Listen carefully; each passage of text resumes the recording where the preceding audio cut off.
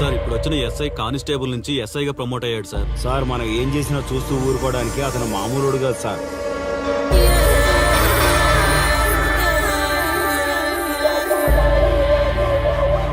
అతను మనకు అలవాటు అయ్యేంత వరకు మనం కొంచెం కంట్రోల్లో ఉందాం సార్. రేయ్, వార్నింగ్ ఇస్తున్నావా విషయం చెప్తున్నావా? సార్ మేమేం చెప్పినా మీ మంచి కోసమే సార్. దాన్ని తీసుకొచ్చేరా. మీరైనా చెప్పండి అమ్మా. పెళ్ళాంచేస్తే బాధపడ్డానికి, పోలీసోడంటే భయపడ్డానికి నా కొడుకు కామన్ మ్యాన్ కాదు, కాశీ చెప్పాడికి.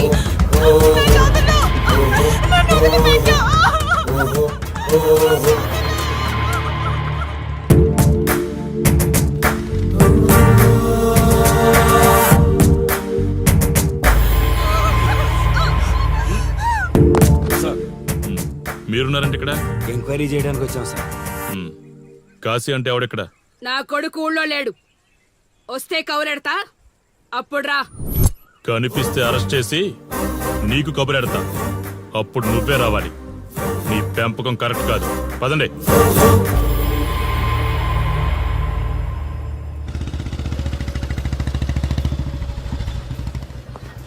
కాశీ ఎక్కడ? వస్తే స్టేషన్కి రమ్మని చెప్పు.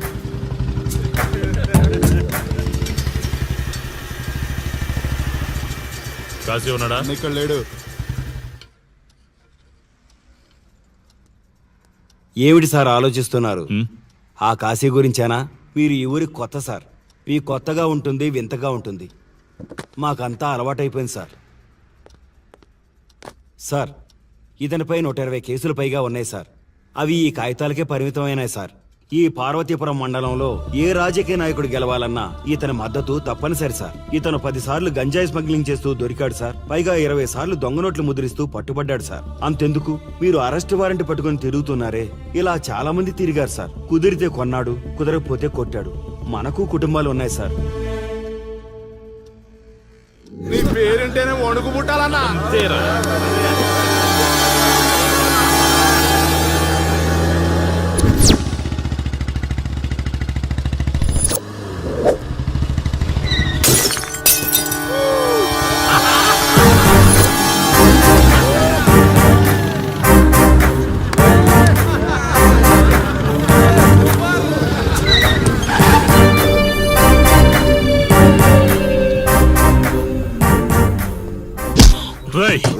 ఒళ్ళు బలిసిందా?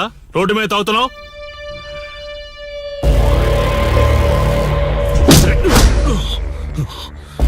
ఈ నర్సీపురం ఊర్లో కాశీ ఒంటి మీద చెయ్యేసావంటే కాటికి టికెట్ కన్ఫర్మ్ అయినట్టే. కరెక్ట్ గా దొరికావురా.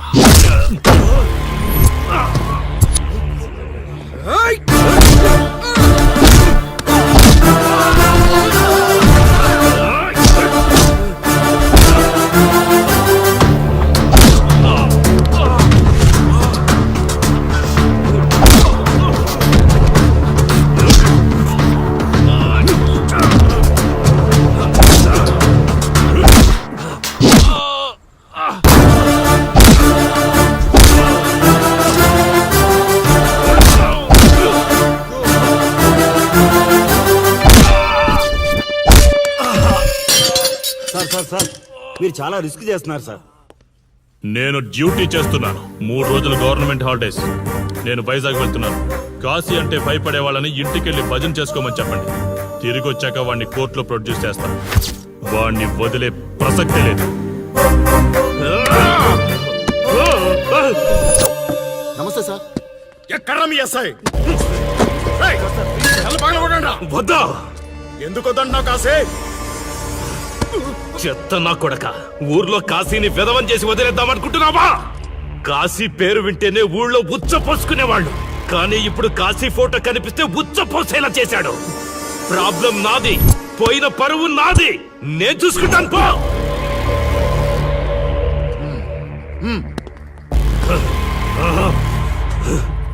చైత్ర, స్టేషన్కి వెళ్ళొస్తాను.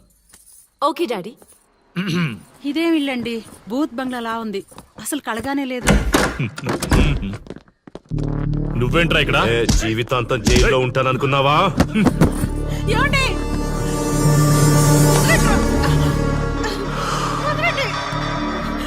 నీ ఇంట్లో అసలు అందమే లేదురా. రేయ్ ఏంట్రా వాగుతున్నావు? డాడీ ఏమండి? చైత్ర హే, మా డాడీని వదలండి వదలండి వదలండి. ఒక్క నిమిషం ముందు అబద్ధం చెప్పాన్రా. అందమంతా నీ ఇంట్లోనే ఉంది. ఏయ్, ఎవరికెంత కసుందో తీర్చుకొని వచ్చేయండి.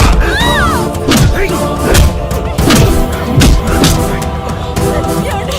ఏమండి? చైత్ర అండి చైత్ర అండి. డాడీ డాడీ వదలు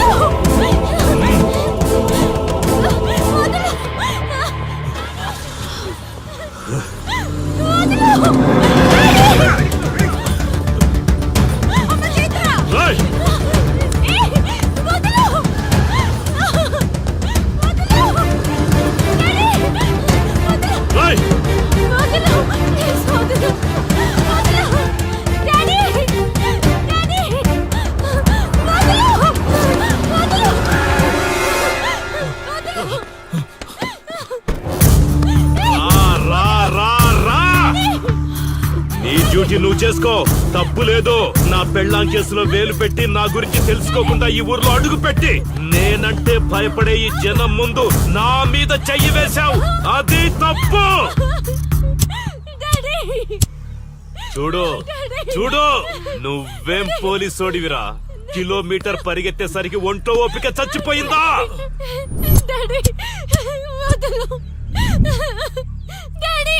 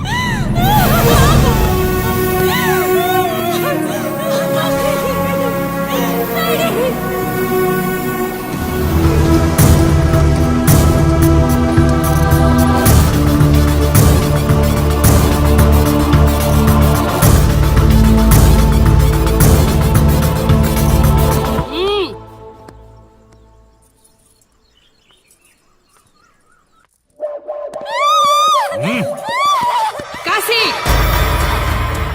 నొప్పి ఒక్క రోజు తెలిస్తే చాలదు. నువ్వు 3 రోజులు జైల్లో ఉన్నావు. అది జీవితాంతం మన ఇంట్లో బందీగా ఉండాలి.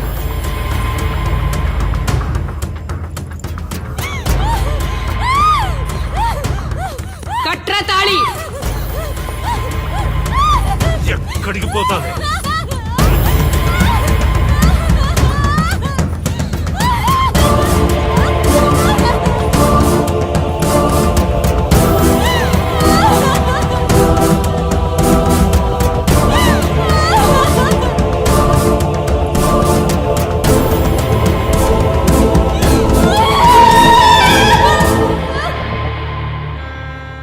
ఆ దుర్మార్గుడి నుండి తప్పించుకుని నా దగ్గరకు వచ్చింది. ఆ తర్వాత నీకు తెలిసింది.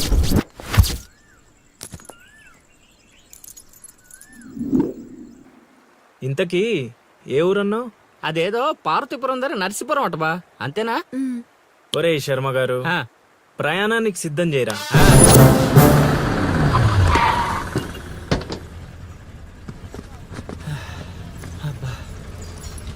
బా, ఊరు చాలా పెద్దదిలా ఉంది. ఎక్కడని ఎతుకుతాం? రే శర్మ గారు, నడవడానికి కాళ్ళు, తిరగడానికి ఓపిక రెండు ఉన్నాయి కదా. బా ఐసులా పోనే. ఏయ్, బా కిరసనాయలు పోసేసుకుంటున్నాడు. ఏయ్, ఏయ్, ఆగా. ఏయ్, ఏం మనుషులు నువ్వు? ఆగు, ఆగు. ఇదన్నా పిచ్చా? వీడియో పక్కకు జరుగు. నువ్వు తీవా? వీడియో తీస్తావా నువ్వు? ఏయ్, నీ ఆగా. మాట్లాడుతున్నాడు కదా, ఆగలేవా? అసలు నీ ప్రాబ్లం ఏంటి? చెప్తే ఆరుస్తారా తీరుస్తారా? నా సావు నన్ను సావనివ్వండి. ఈ అయ్యా, చచ్చేదో చెప్పిసావు. మాకు క్లారిటీ ఏడ్చుద్ది. ఏరా, నువ్వు పత్తి రైతువా? కాదు, వరి రైతుని. వరికి పురుగు పట్టిందా? కాదు, పంట కూడా బానే పండింది, డబ్బు కూడా చేతికొచ్చింది. పంట పండితే పండగ చేసుకోవాలి. ఈ సావులేంట్రా? బావా, నువ్వేం డీల్ చెయ్యి, నేను వెళ్ళి చైత్ర గురించి తెలుసుకొని వస్తాను. ఇప్పుడు చెప్పు అంకుల్, ఏంటి నీ ప్రాబ్లం? నేను ఇడికాడ అప్పు తీసుకున్నాను. డబ్బులు వచ్చాయన్నావు కదా, ఇచ్చేయి. ఇచ్చేద్దామని నిన్ను అనుకున్నాను ఆడసలు పుచ్చుకోనే లేదు. ఎందుకు వడ్డీ ఎక్కువైందా? వడ్డీ వాడు పక్కన ఉంచే. ఆడ అసలే వద్దన్నాడు. మంచిదేగా, డబ్బులు మిగిలాయి. ఆ, ఏటి మిగిలేది? సిక్కంతా ఇక్కడే ఉంది. ఊరు అమ్మోరు పండుగ మొదలై 3 రోజులు అయింది. అయితే ఏటైతే ఆడి దగ్గర అప్పు తీసుకున్న వాళ్ళందరి ఇంటి ముందుని రోజుకు ఒక డ్రామా వేస్తున్నాడు. అదిగో టెంట్ కూడా రెడీ అయిపోయినది. టెంట్ వేస్తే? అది నీకు టెంట్ లాగా ఉందా, నాకు పాళ్ళలాగా ఉంది. ఆ? అర్థం కాలేదా? రా చూద్దుగానే. అదిగో చూడు, ఇదిగో ఇది పరిస్థితి. నేను నీ ఇంటి ముందు వేసినారు, ఇవాళ నా ఇంటి ముందు వేస్తున్నారు. ఏవే ఆ కిరసనాయిల్ డబ్బా అటుకురా. ఎవడరా బాబు, జనాలు సావక ముందనే సమాధులు ఎక్కిస్తున్నాడు.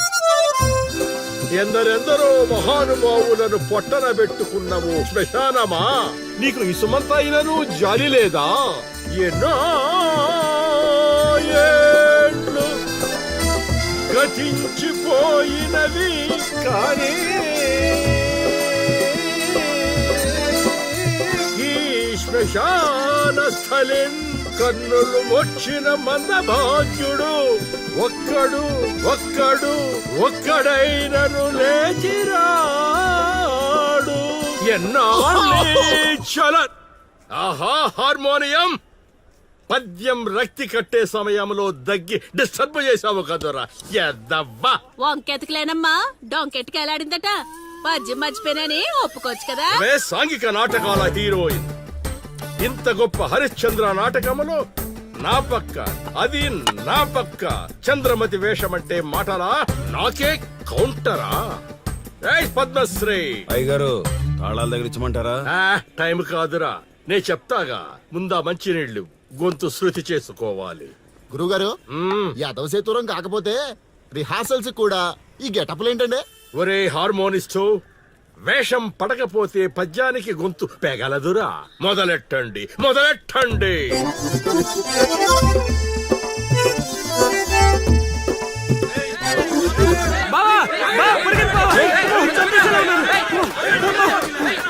ఏం చేసావురా? నేనేం చేయలేదు బావా.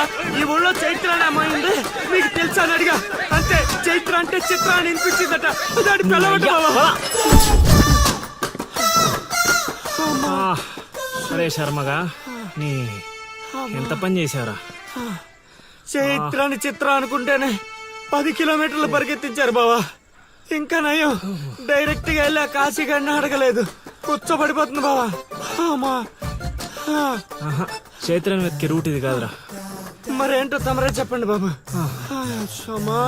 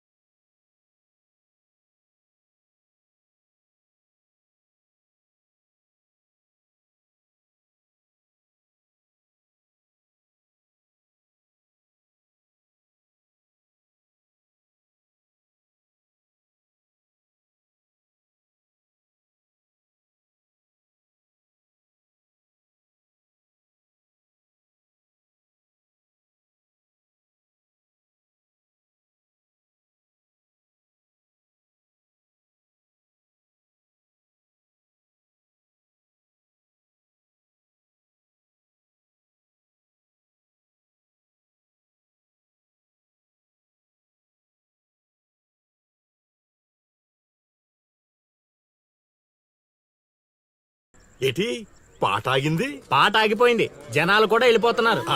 గా, అలా కొయ్యిలా నిలబడపోతే 10 రూపాయలు ధర్మం చేయొచ్చు కదా. హతవిధి కళాకారుడు యాచించుటయా?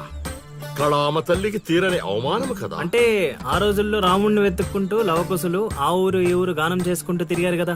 మేము కూడా ఓ కళాపిచాచి ఉన్నాడని. కళా పిశాచి కాదు, పిపాసి. అదే కళా పిపాసి ఉన్నాడని తెలుసుకొని ఆయన కోసం వెతుక్కుంటా. అవును. ఏమిటి, నా ఊళ్ళో నాకు తెలియని అంత గొప్ప కళాకారుడు ఒకడున్నాడా? ఉన్నాడు సార్, ఆ? పిచ్చప్పారావు అని, అలియాస్ సుయోధన సార్వభౌముడు. నిజంగానే పిచ్చప్పారో బా. ఎందుకు సార్ అలా ఏడుస్తున్నారు? 10 రూపాయలు అడిగామా నేనా? వద్దులేండి సార్. ఆగండి నాయనా. మీరేటండి, అసలే మాకు టైం లేదు. పక్క వీధికి వెళ్ళి అడుక్కోవాలి. నీకు అవసరం లేదు నాయనా. ఏ, ఈ రోజు మొత్తం కలెక్షన్ మీరే ఇచ్చేస్తారా? కాదు నాయన, మీరు వెతుకుతున్న ఆ పిచ్చి అప్పారావు అలియాస్ సుయోధన సార్వభౌముణ్ణి నేనే నాయన. బాబు గారు లేవండి లేవండి లేవండి, అవసరం లేదు నాయన. ఏ మా కోసం మీరు అడుకుంటారా ఏంటి? లేదు లేదు, మీ ఆకలి నేను తీరుస్తాను. ఒరే పద్మశ్రీ, అయ్యగారు తాళాలు తగిలించమంటారా? ఇప్పుడు కాదురా, ఇంకా దానికి టైం ఉంది. ముందు వాళ్ళ దగ్గరున్న వాయిద్యాలు తీసుకో. ఇప్పుడు వాళ్ళు మన అతిథులు, అర్థమైందా? రా. ఇంతకీ మన దేవురు నాయనా? సిల్కలూరుపేట. ఓహో, అవును, అక్కడ కళాకారులు ఎక్కువే. అవునవును, అక్కడ అన్ని రకాల కళాకారులు ఎక్కువే. అవును, ఈ లవకుశులుగానే ఎందుకు చేయాలనుకున్నారు? ఏ రాముడు కృష్ణుడు చేయొచ్చుగా. అంటే చిన్నప్పటి నుంచి అలవాటు చేసుకున్నాను సార్. వయసు పెరిగిన కొద్దీ మీసాలు గడ్డాలు పెరిగిపోయాయి. అవునండి, వాటికి ఎరువులు వేయాల్సిన అవసరం గానీ నీళ్లు పోయాల్సిన అవసరం గానీ ఉండదు కదండి. వాటంతటో పెరుగుతుంటాయి. అవునయ్యో, ఈ ఊరంతా నా కళకు అభిమానులే. నా అంత గొప్ప కళాకారుడు కావాలంటే మీరు కూడా నాతో ఉండిపోండి. సార్ ఆ ఇల్లు ఎవరిది సార్? ఏది అదా? కాశీ అని మా బంధువుల ఇల్లే. ఓహో. అదిగో ఎదురుగా వస్తోంది అమ్మవారి ఊరేగింపు, ఆ ఇంటికే వెళుతోంది. చూడు బాబు, ఇదే మా ఇల్లు. ఈ కళాపిపాసి ఆహ్వానాన్ని స్వీకరించండి. రండి. సార్ ఇవన్నీ మీకొచ్చినవేనా సార్? కొన్ని తెచ్చి పెట్టుకుంటే నీకు కూడా వస్తాయి బాబు. పార్వతి, కళని కళాకారుల్ని అవమానిస్తున్నావు. అలానే కదా బంగారు ప్రాసుల్ని కాస్త దాన్ని ప్రాసులు చేసేశారు. ఆ ధాన్యాన్ని బియ్యం చేసి తింటేనే కదమ్మా బంగారమైన సంపాదించగలం, లేదా బంగారంలో బతకగలం. సెహబాష్ సెహబాష్, నీ మాటతోనైనా కొందరి కళ్ళు తెరుచుకోవాలి. అన్నట్టు వీళ్ళు ఆ అర్థమైంది. ఏమే ఇంకో ఇద్దరు కంట వండి పడే తినిపోతారు. సత్రంలో తయారైంది కొంప. ఇది 1980లో వచ్చింది, ఇది 90లో వచ్చింది. సార్ ఇవన్నీ మనకొచ్చినవని చెప్పుకోకపోతే బతకలేదు సార్.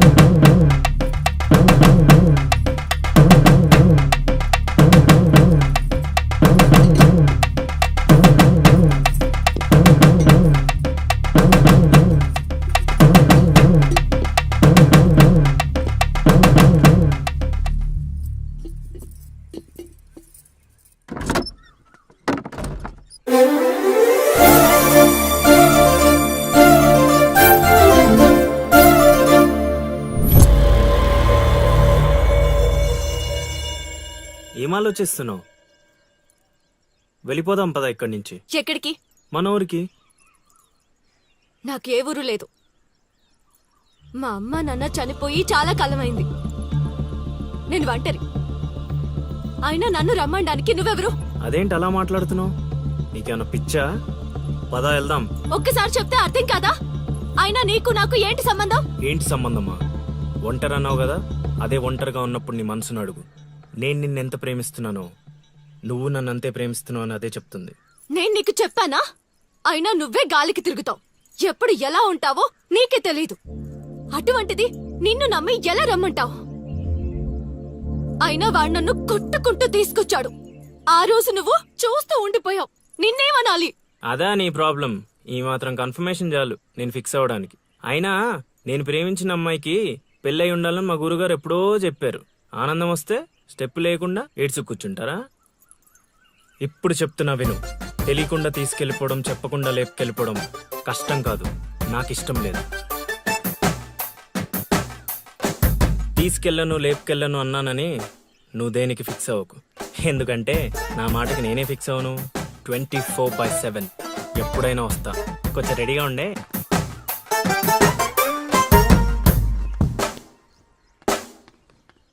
రే కాశీ, ఇంట్లో దేవుడున్నాడు. ఈ 10 రోజులు పద్ధతిగా ఉండమని చెప్పా నీకు.